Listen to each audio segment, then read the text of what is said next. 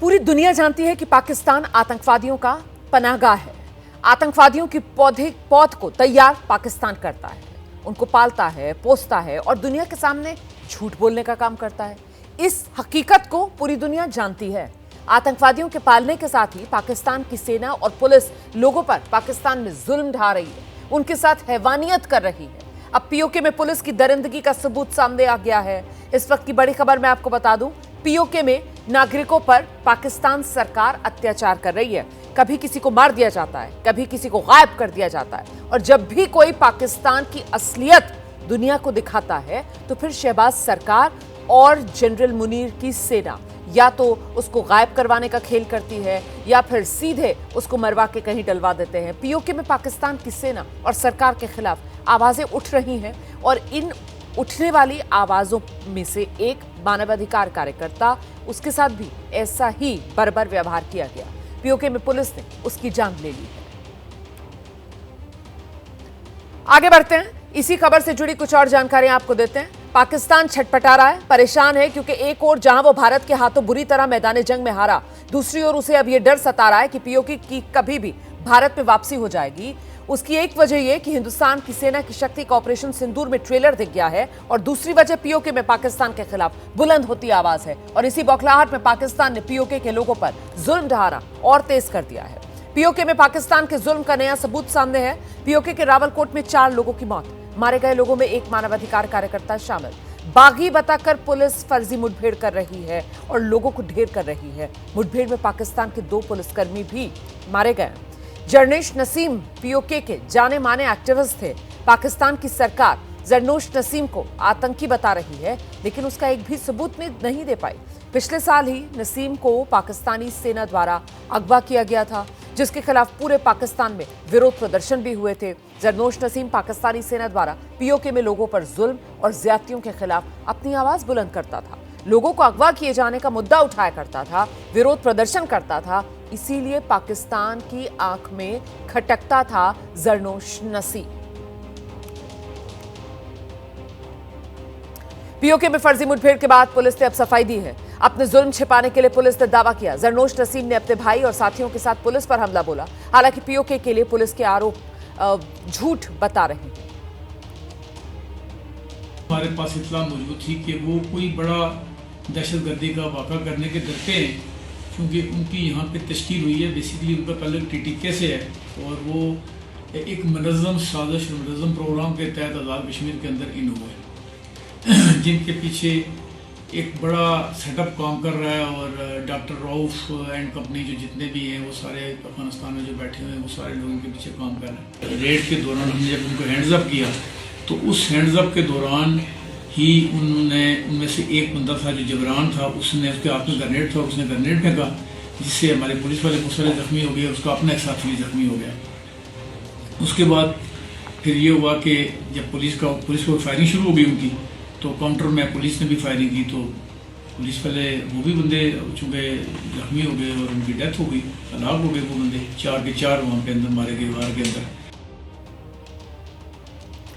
तो पीओके में जरनोश नसीम मारा गया, उसको आतंकवादी पाकिस्तान बता रहा है। इसी को लेकर पाकिस्तान कोई सबूत अब तक नहीं दे पा रहा है, लेकिन पहलगाम में आतंकवादी हमला आसिम मुनीर ने करवाया था, इसके तो सबूत सामने आ रहे हैं। और ये आतंकवादी मुल्ला है पाकिस्तान का आर्मी चीफ और अब उसका फील्ड मार्शल बन चुका है आसिम मुनीर। इसकी तस्वीर हमने आधे फौजी और आधे आतंकी के गेटअप में आपके सामने रखी हुई है। आखिर ऐसा मैं क्यों कर रही हूं, ये भी आपको आगे विस्तार से बताएंगे। इसकी हरकत जानेंगे आप तो खुद समझ जाएंगे कि पाकिस्तान में फौजी होने और आतंकी होने में कोई फर्क नहीं है। लेकिन उससे पहले मुल्ला मुनीर के दोनों साथियों को आप पहचान लीजिए। एक तरफ आसिम मलिक, जो पाकिस्तान की खुफिया एजेंसी आईएसआई का चीफ है। पहलगाम हमले के बाद इसे भी तरक्की मिली, पाकिस्तान का एनएसए यानी नेशनल सिक्योरिटी एडवाइजर भी इसको साथ के साथ बना दिया गया।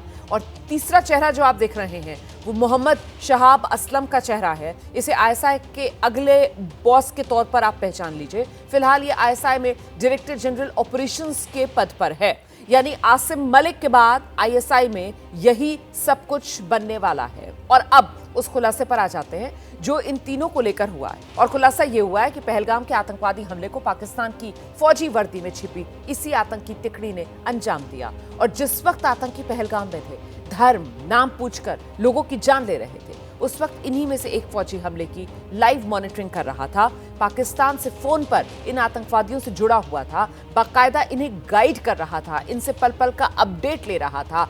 जनरल तिकड़ी ने अंजाम दिया इस हमले को, इसमें कोई शक शुबा नहीं। 22 अप्रैल को पहलगाम की बैसरन घाटी में नाम पूछकर, धर्म पूछकर, चुन चुनकर हिंदुओं की हत्या की गई। जिन 26 लोगों को मारा गया उसके टॉप 3 मास्टरमाइंड अगर कहे जाएं तो फिर वो ये 3 चेहरे जो मैं अभी आपको दिखा रही थी, तीनों के रोल आपको समझा देते हैं। पहलगाम हमले का प्लान आसिम मुनीर ने बनाया। आसिम मुनीर ने ही तय किया भारत में घुसकर एक ऐसे बड़े हमले को अंजाम देना है जिसकी दुनिया में चर्चा हो जाए। आसिम मुनीर ने यह काम अपने वफादार आईएसआई चीफ आसिम मलिक को सौंप दिया।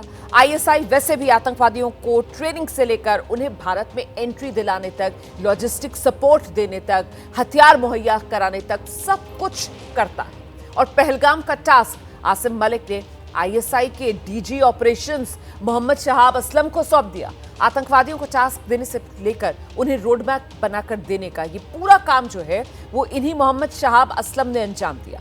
यानी आसिम मुनीर पहलगाम हमले का प्रोड्यूसर था, राइटर भी आप कह लीजिए। आसिम मलिक इस पूरे मामले में डायरेक्टर की भूमिका में था और इस आतंकवादी हमले को अंजाम देने के लिए एग्जीक्यूशन के तौर पर, ऑपरेटर के तौर पर काम कर रहा था मोहम्मद शाह। तो जाहिर है आप जानना चाहते हैं कि पहलगाम हमले के पीछे इनका मोटिव क्या था और क्या इन्हें अंदाज नहीं था कि इस पर भारत का जवाब क्या होगा और पाकिस्तान को इसकी क्या कीमत चुकानी पड़ सकती है। तो इसका जवाब है कि इन्हें सब कुछ पता था, लेकिन उसके बावजूद इन्होंने पहलगाम में यह हरकत करवाई। मुल्ला मुनीर का मोटिव, उसका इंटेंशन जानकर आम पाकिस्तानी भी हैरान रह जाएंगे। अब जानें कि इस आतंकी तिकड़ी पर क्या क्या खुलासे हुए हैं। पाकिस्तानी फौज के रिटायर्ड मेजर हैं आदिल राजा। एबीपी न्यूज से एक्सक्लूसिव बातचीत में उन्होंने एक्सपोज किया इस तिकड़ी को। आदिल राजा लंदन में रहते हैं, पाकिस्तान आर्मी की नौकरी छोड़ चुके हैं, लेकिन फौज में अभी भी भीतर तक उनके कनेक्शंस तो हैं। आदिल राजा ने यह दावा किया कि पाकिस्तान आर्मी के टॉप जनरल्स की कई व्हाट्सएप चैट्स उन्हें मिली हैं और इन व्हाट्सएप चैट्स में सब कुछ खुलकर सामने आ रहा है कि पहलगाम में आतंकवादी हमला जनरल आसिम मुनीर के ऑर्डर पर हुआ था। टॉप जनरल्स की चैट में साफ है जनरल आसिम मुनीर ने यह टास्क आईएसआई के डीजी आसिम मलिक को सौंपा था और आसिम मलिक ने आगे शहाब असलम को हमला एग्जीक्यूट करने के लिए कहा था। यह भी इन चैट से स्पष्ट हो रहा है और इसी में यह भी कि शहाब असलम पहलगाम हमले की खुद मॉनिटरिंग कर रहा था। वो फोन से इन आतंकवादियों के संपर्क में था। जो खबरें सामने आ रही थी ना कि इन आतंकवादियों के पास सैटेलाइट फोन थे, तो ये खुद फोन से संपर्क में इन आतंकवादियों के साथ था। पहलगाम हमले के पीछे जनरल आसिम मुनीर का दिमाग कैसे था वो भी आगे विस्तार से आपको बताएंगे, लेकिन पहले मेजर आदिल राजा को सुन लीजिए, जिन्होंने एबीपी न्यूज को एक्सक्लूसिव बातचीत में बताया कि पहलगाम हमले की साजिश की ये पूरी चेन किस तरीके से वो 3 चेहरे जो मैं आपको दिखा रही हूं उसी के इर्द गिर्द आकर सिमट रही है। लेकिन पाकिस्तान में कब्जा पाकिस्तान की फौज ने किया हुआ है और पाकिस्तान की फौज के ऊपर इस वक्त जो काबिज बैठा हुआ है वो आसिम मुनीर बैठा हुआ है, जिसने खुद को फील्ड मार्शल प्रमोट कर लिया। आपके साथ एक जो है वो आपको फंसा के आपको दाना फेंका, आपने चुग लिया और उसके नतीजे के अंदर उसने खुद को फील्ड मार्शल प्रमोट कर लिया। तो ये बात भी ज़हन में रखिए कि इसको इसके बचपन से साथी डिसीवर कह रहे हैं। आसिम मुनीर ने अपने आप को फील्ड मार्शल भी बना लिया और जिस तरह 3 साल से 75 साल का जो जादू पाकिस्तान की फौजी जर्नलों ने पाकिस्तान पे जो कब्जा किया हुआ है, बगैर वोट लिए जो कब्जा किया हुआ है, वो जादू टूट गया था इमरान खान को जब से रजीम चेंज ऑपरेशन किया उसके बाद से। अब दोबारा से उस प्रोपेगेंडा में नई जान जो है उन्होंने डाल दी है कि जी पाकिस्तान तभी बच सकता है अगर पाकिस्तान की फौज उसको बचा ले। और असल में उन्होंने अपने इक़्तिदार के ऊपर जो कब्जा है उसको मजीद मजबूत करना था, उन्होंने कर लिया। देखें, मैंने पहले जब आपके चैनल पे आके और यहाँ पे इंडियन मीडिया पे बात की और आसिम मुनीर को मैंने कसूरवार मैंने बताया कि इसी ने ये पहलगाम में हमला कराया ताकि आपके रिएक्शन को एक्सप्लॉइट करे, तो मुझे गद्दार करार दे दिया गया कि हिंदुस्तानी मीडिया पे सच क्यों बोला। सच चाहे हिंदुस्तानी मीडिया पे बोला जाए चाहे पाकिस्तानी मीडिया पे जो बोला जाए, चाहे सोशल मीडिया पे बोला जाए, सच का अपना वजन होता है, ठीक है। तो सच मैंने बोला, लेकिन उस वक्त मेरे खिलाफ मैसिव प्रोपेगेंडा किया गया। मुझे उस वक्त भी पता था और अभी भी बहुत कुछ पता है। फिर मैंने मजबूरी के तहत जो है आईएसआई के स्पेशल ऑपरेशन डिवीजन ने ये ऑपरेशन पहलगाम के अंदर करवाया। मेजर जनरल मोहम्मद शहाब असलम इसके डायरेक्टर जनरल हैं स्पेशल ऑपरेशन डिवीजन के, जिन्होंने ये operation Asim Munir army chief के अहकामात के ऊपर directly under the supervision of lieutenant general Asim Malik DG ISI के अहकामात के ऊपर ये काम किया गया। हाँ, अलबत्ता आईएसआई में बहुत से अफसरान ने इनको मना किया कि ये मत करें, लेकिन इन्होंने पहले से जहन बनाया हुआ था कि इसका फायदा उठाएंगे। भारत से बुरी तरह पिटने के बाद, मैदान जंग में मात खाने के बाद और कूटनीतिक मोर्चे पर भी चारों खाने चित होने के बाद पाकिस्तान के प्रधानमंत्री शहबाज शरीफ के मुंह से अब लगातार शांति का राग निकल रहा है। या यूं कहें कि भारत से पिटने के बाद लगातार प्रोपेगेंडा कर पाकिस्तान शांति वार्ता वाला पैतरा खेल रहा है, क्योंकि पाकिस्तान के प्रधानमंत्री एक बार फिर भारत से बातचीत के लिए गिड़गिड़ा रहे हैं। पाकिस्तान के पीएम शहबाज शरीफ का बयान, भारत से बातचीत के लिए वो फिर से गिड़गिड़ाए हैं। क्षेत्रीय शांति के लिए बातचीत चाहता हूं, ये शहबाज शरीफ की तरफ से कहा गया है। और अपनी धरती से नहीं कहा गया है पाकिस्तान से, बल्कि अजरबैजान में शहबाज शरीफ ने यह बयान दिया। भारत से सभी मुद्दों पर हम वार्ता के लिए तैयार हैं, आतंकवाद पर बातचीत के लिए हम तैयार हैं, ये कह रहे हैं शहबाज शरीफ। शहबाज शरीफ ने यह बात अजरबैजान में कही। दरअसल भारत से मुंह की खाने के बाद पाकिस्तान के पीएम शहबाज शरीफ दुनिया में घूम घूम कर गिड़गिड़ा रहे हैं कि किसी तरीके से हिंदुस्तान के साथ बातचीत शुरू हो जाए। और अब उन्होंने अजरबैजान पहुंचकर भारत से बातचीत की इच्छा जताई। हालांकि शहबाज एक और बातचीत के लिए गिड़गिड़ा रहे हैं और दूसरी ओर प्रोपेगेंडा कर रहे हैं, जंग को लेकर झूठे दावे कर रहे हैं, जबकि पूरी दुनिया को पता है आतंकिस्तान का मुंह भारत के प्रचंड प्रहार से टूट चुका है। और यही वजह है कि शहबाज के मुंह से अब शांति वार्ता वाले सुर निकल रहे हैं।